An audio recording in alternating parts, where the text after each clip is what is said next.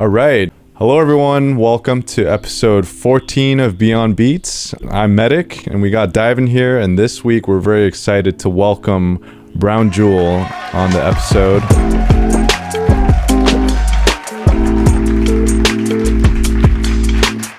Thank you. Yeah. 14 is my favorite number too, so I feel happy to be here for 14. Oh, perfect.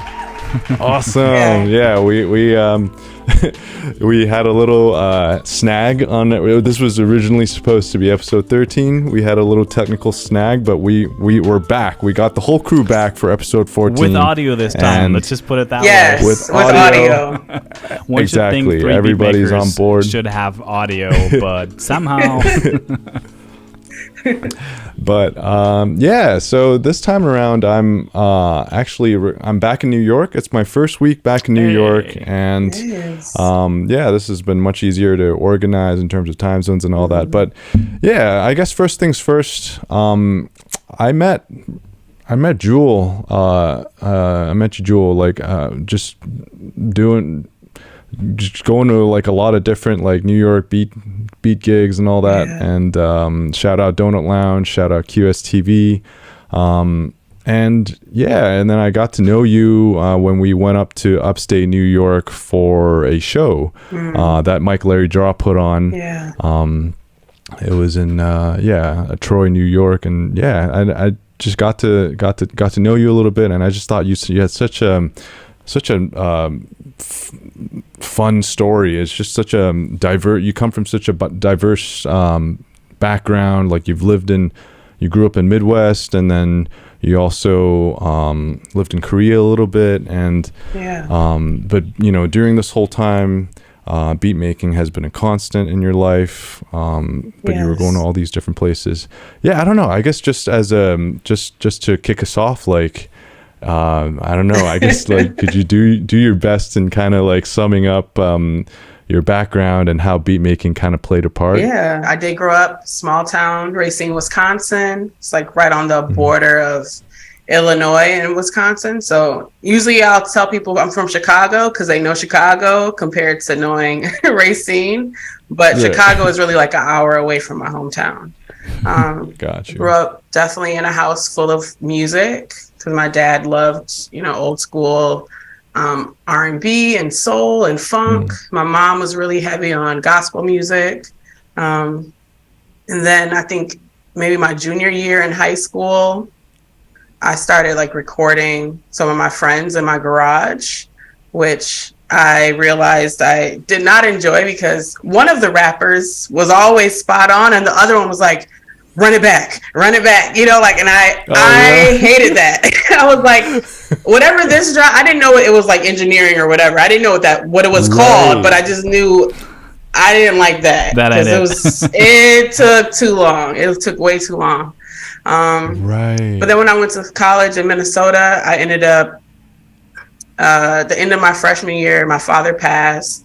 I went to Alabama for the summer because my mom's side of the family was down there. So, support and all of that. And my cousin, Patrick, he makes beats and produces and plays instruments. And he was creating, I think he had like a Roland something at the time. I don't know if it was a Phantom or something. And I just became interested in that. And I knew I wanted to create in that way when I went back to school. And it definitely took up a lot of my time, and I missed a lot of classes diving into my new instrument, which he recommended me to get a Triton. And because I was beneficiary from my dad's, passing, I was able to afford to buy a Triton Classic. So that was my first instrument, like making beats. So yeah, that's my journey. That's amazing. And just I guess that's such a cool origin story of how the Triton what was your start into production, and it all started from you're kind of carrying on your dad's legacy in doing so, and I think that's such a cool has such a cool ring to it. And I thought it was so that you had such an early kind of experience into producing for other people, engineering for other people, and doing the garage recordings and that. That's something I haven't really truly done in a studio setting yet, but it kind of reminded me of my early, like my first studio school internship when I was like 13, 14, and there was a singer who always like didn't hit any note. Like it wasn't so that bad, but it was like not great, and so he was like, how was that, and we're always like, behind the glass window, we're like, that was perfect, man, let's just like do one more like backup take. And that was my first experience, and I was like, no, this ain't it either. Like, right. Some people love that, but it was, my patience for that was very low, especially when it's like you only have like 2 words you got to say, just 2 words, and you messing up on 2 words. I don't. Yeah, I think a lot of us get into production because of this some form of lack of patience. Like some DYVN, for example, has an extensive background in just playing in bands and all that. And I think playing in bands is really fun, but it also comes with its fair share of issues like coordinating time and all that stuff. So I think you got that starting talking to 100% right. Like exactly, we talked a little bit about playing people live last week, but we didn't talk about that actually, like about the benefits of doing everything alone. But you got it spot on. That's like, you know what? I'll just do it myself. Right. Yeah. Yeah, I guess that kind of goes into why New York. Like, I know I have my reasons as well. Moving here in 2019 and all that. But I kind of wanted to get your take.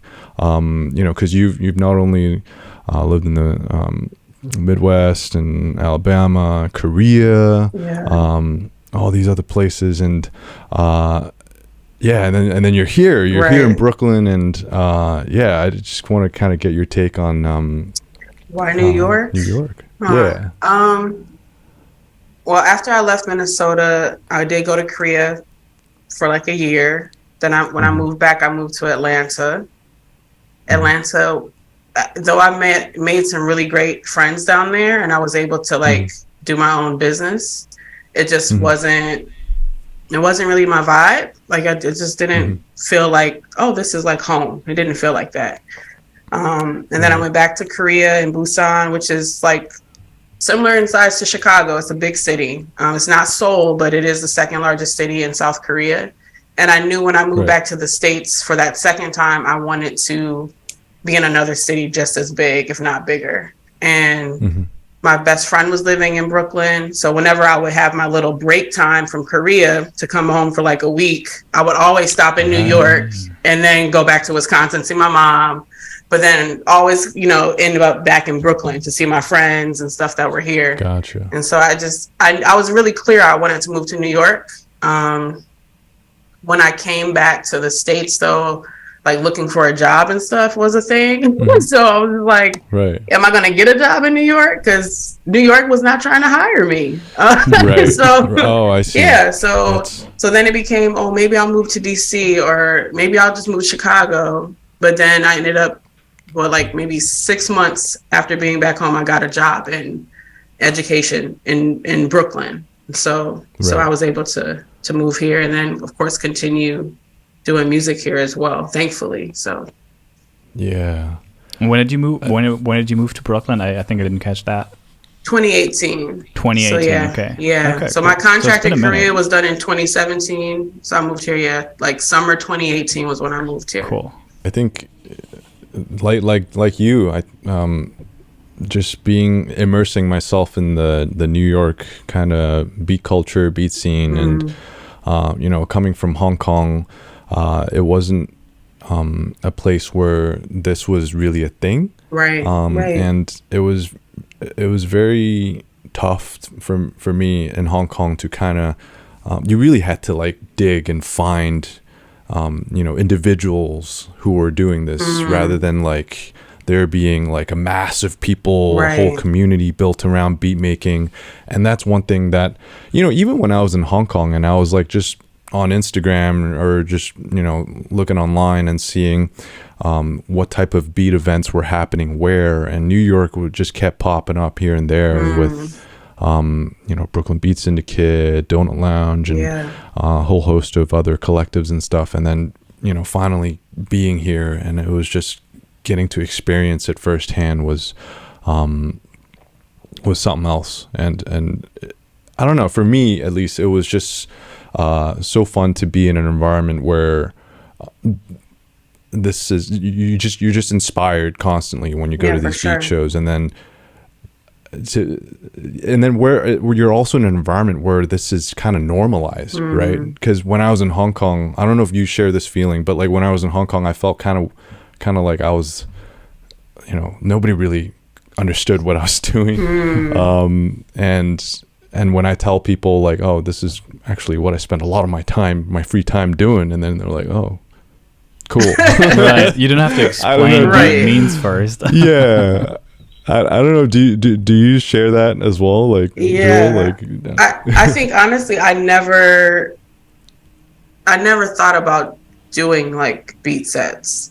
I'm very much like, like we're behind the scenes, we produce or we compose and such. And I mean, unless you are like in a band and stuff or play like live instruments where you are used to that being on stage and stuff, producers typically are not the ones doing that. And so it was very brand new to me. And actually my first experience here, seeing it was through the Creators Suite. I don't know if you're familiar with that. Yes. Yeah, so Abita Austin runs this, I believe it's a nonprofit, I'm guessing, or it could be an LLC, I'm not sure, but it was like for like women producers and engineers and stuff. And so she had an event that was showcasing these women producers in a beat cipher.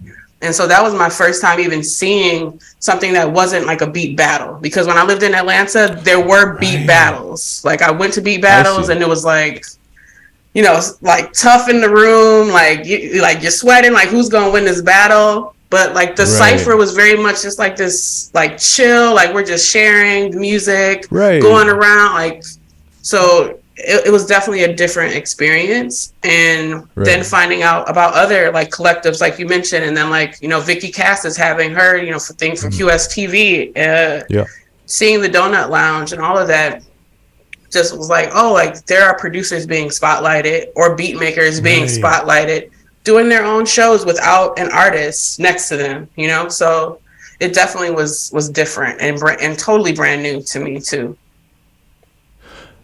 Yeah, I thought that was so refreshing as well.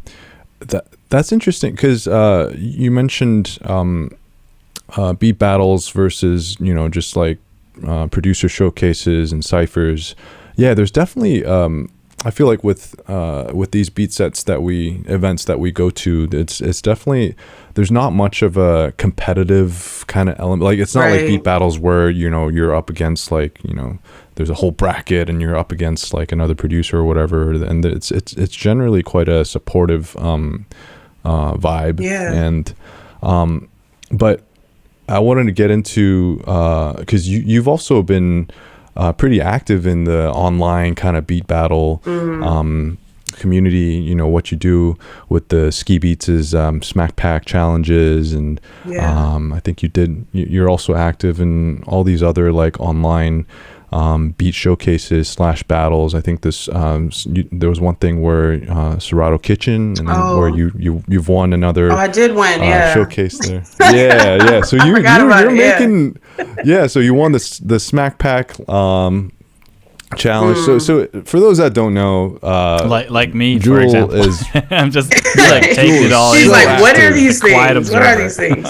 Yeah, you're so active in all these different battles and challenges, and I feel like you have such a fearless approach in. I'm terrified every time. But no, I share the same sentiments like before I play live every time. But I think in your music is what I was getting at, like in your beats, you have such a fearless approach in your in your sound. Like the drums always smack, and the 808s are always they always hit hard, and there's such a raw, like I can't even, like it's just such a like that flip you did of what was it, that Ari Lennox flip. Oh, thank you. So for those that don't know, Jewel Flips is an album that you did, or that you're gonna release soon. Yeah, it's coming next week. It'll be out next week. Next week? Yeah. Is that it would have came out today, but I'm constantly delaying. I'm just like, no, let me delay. I can relate. But now that I've said it What's on here, I have to follow through. Right.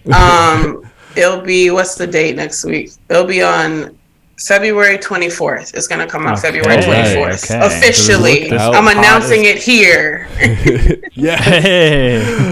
This pod is coming out on February 20th, so this is perfect promo. Yeah, great. But yeah, what I was driving at though was you're taking like Ari Lennox's I forget what the name of the song was. Cream. I think Whipped Cream. Yeah, Whipped right. Cream. And it's such a beautiful track, with her voice that just suits like perfectly over the top of the like a really lush instrumental, and then you come in and you just like subvert everybody's expectations with your I guess just your signature kind of bounce and oomph. And it was so refreshing to hear Ari Lennox's vocals over something like this, and you do that for a whole host of other flips, and I think there was like a Genet flip, and some other. So I just thought like it's such a good showcase of like your what you do and your sound. Thank you. Yeah, I don't know. Where can we listen once it comes out? Say it again. Yeah, just seeing you post these little snippets on Instagram, it's like each and every time I'm like, wow, I'm getting hyped. Get hyped. I'm getting hyped. Yeah, I'm gonna put it up on Bandcamp. Cool. Yeah, I think that's we're gonna put a link in our too. Description, so people can go straight to it. So we're gonna put a link into our description. Of course, there's also gonna be our weekly playlist in the description and all of that. So everyone, make sure to check that out. For sure. But yeah, like I just have fun. I think that's the thing. Like, and most times, honestly, my process for it is I'm making a beat. I'm just creating whatever. And then at the end, I'm like, oh, maybe I could throw a vocal over this. Like I used to not do remixes at all. Like that just was not my thing. And then I don't know, like I think actually being, in the pandemic, doing like the online Zoom beat Cyphers and stuff, hearing people flip so many things, it was really inspiring. And I was like, oh, maybe I should do some remixes or something. Like these sound like really dope from what these other producers are doing. But it's never been my intention. And so I'll just create a beat, and then it's like, the library of music in my mind. I'm like, oh, like I'll just look through names. I don't even have anyone in mind. I'm just looking through the folders I have of names of artists. And I'm like, ooh, that song by that artist. And I'll like sing it in my head over the beat. And I'm like, let me do that. And I just put it on there. Okay. I was just gonna say, like, what's your approach like? Because I would love to like put some vocals onto my like some of my beats for like live versions. But I wasn't I was like, can I do that afterwards? But like hearing you talk about it kind of gives me some. You can. Yeah. You totally can. You just like replay the songs in your mind, like, and more times than not, they're not even that far off of the key, because in my mind, I'm singing it like, oh, I think this will fit. And so I might be like two keys away or something. And then I just make the adjustment, or I might not make the adjustment and it still like flows really nice, so cool. Definitely you can do it after the fact. I'll try that. Yeah. I just curious, for getting the acapellas and stuff, are you using Serato Studios stem? I have been. I think when I did Whipped Cream, I didn't. Gotcha. I can't remember. Gotcha. Sometimes I might just filter the vocal and then add like some kind of effect. I think for Ari Lennox, I might have used It's like RX something. Wow. Yeah, Isotope. Yeah, Isotope. Yeah. Yeah. Because I think Stems hadn't released when I did that Whipped Cream originally. That's so cool. yeah. I think thinking back and like to one of our first episodes, we talked about something like that. I'm not even sure, like removing vocals from, and I think you showed me one of Jules' like Instagram reels, because like something rings a bell here. Yeah. I think we talked about Serato Studio, and because I went to a Serato Studio workshop that Jewel was presenting and kind of hosting. Coming full circle here. I think full circle. Yeah. That's what we try to do here. Yeah. Diving touched on something that I wanted to unpack a little more was what is kind of your process. So we know you kind of at the end of it, you kind of think like, oh, what would sound good on this? But like kind of how does it start for you? Because I would imagine the drums would be where it starts for you, but I don't know. I would like to hear it kind of for you, or does it differ for every track? It does. That type of thing. It's like it depends on like my mood, I think, and then Got you. I've just been trying to just do different stuff. Like I've made beats for so long.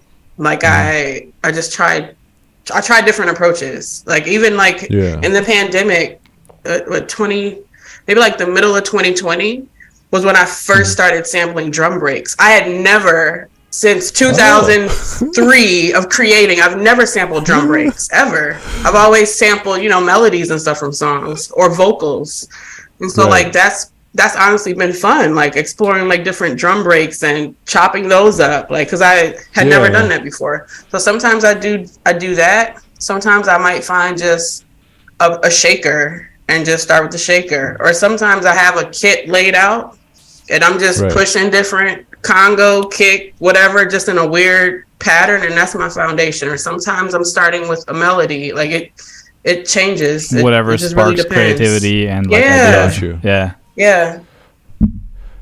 Cool. I'm kind of curious because I went back and listened to I think your last album release. It was on SoundCloud, and I was just vibing along to the whole thing until I got to the very last track. I think it was Blood, Sweat, and Tears. Oh yeah. And because listening to that versus to the stuff that you're making now, because Blood, Sweat, and Tears was so much more like synth driven. It's a little more maximal. And I was just, it just hit me like a brick wall. And it I don't know, like can you talk about the evolution of your sound from say like when you did that, or maybe from even before then, to what you're doing now? I don't know, does it have the sound that you're exploring now, does it happen to have anything to do with doing more beat battles? Is that why the drops are like the drops are hitting harder? It's a little darker. I don't. Oh, does that have anything to do with the evolution of your sound? You asked some really great questions. I have no idea. I have no idea. Honestly, that specific track was for an artist based in DC, and he wanted songs that were not sampled. And though that's my foundation, because I had the Triton Classic, I wasn't sampling stuff. Then once I went to FL, of course I was like chopping up things, and so it was like the first time in a very long time. I think I made that originally like 2015. Maybe I made it 2015 too, or 2016. Going way back. Yeah. Yep. And so, and I though I put it out 2021 or 2020. I created it around that time, 2016, I think, and it was my first time really going back to not using samples, and so finding different chords and just exploring sound that way it actually was very challenging for me, because I hadn't done it in so long. And he was pushing me. He was like, look, I want no samples on this project. And I produced I think half of his project that he did, and it was no samples at all.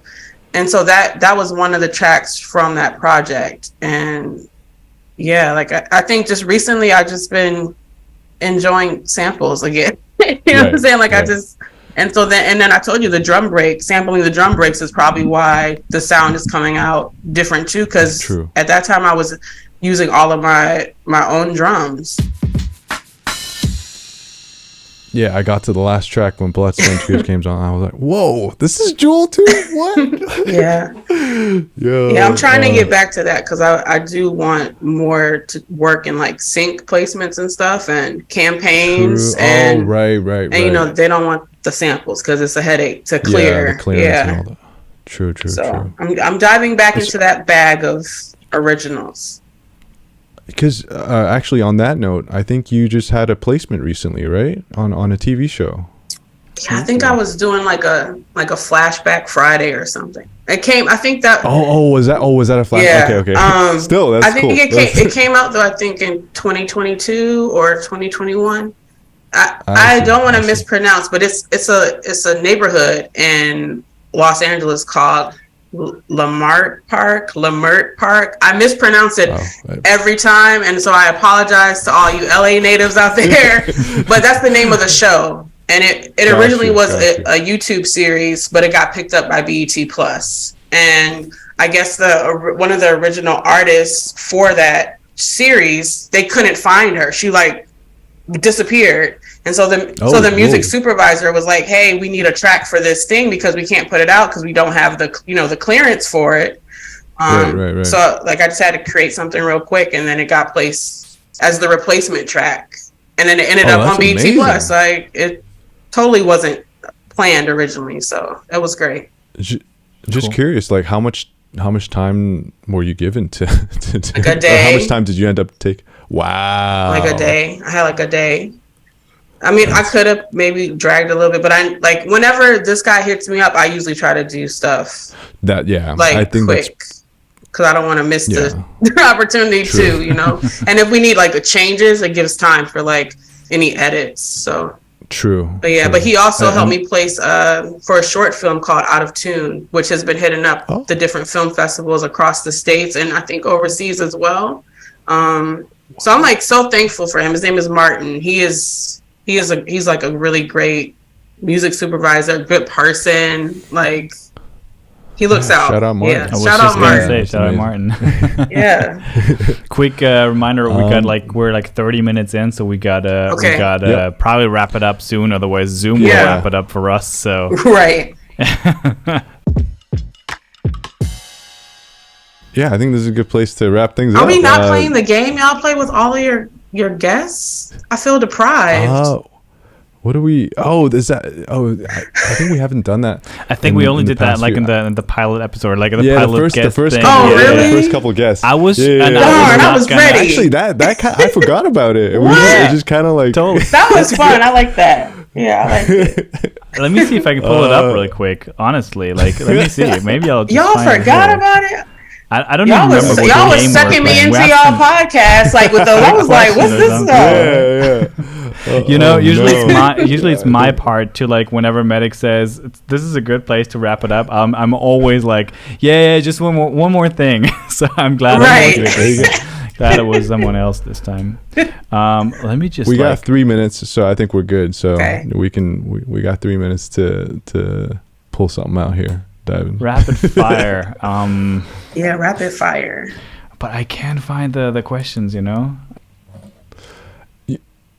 I think, I guess hard. That was something you prepped hard for. I know. Yeah, I was ready. I was ready. I know Devin.